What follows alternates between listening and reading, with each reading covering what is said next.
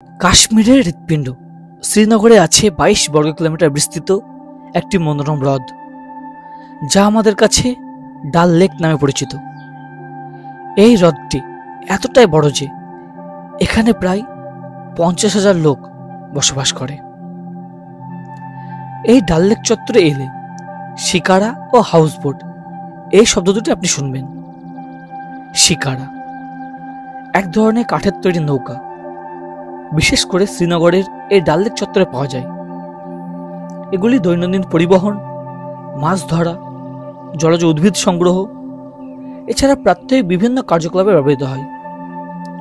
পর্যটকদের ডাল লেকের সৌন্দর্যকে উপভোগ করা এবং স্থানীয় জীবনযাপনকে আরও কাছে থেকে দেখার জন্য শিকারা রাইড হয়ে থাকে। হাউসবোট অর্থাৎ লাক্সারি নৌকায় ঘর, আর ঘরের মতো এগুলি এক জায়গায় স্থির থাকে। ব্রিটিশ রীতিনীতি অনুসারে নির্মিত ভাসমান প্রাসাদ নামে পরিচিত এই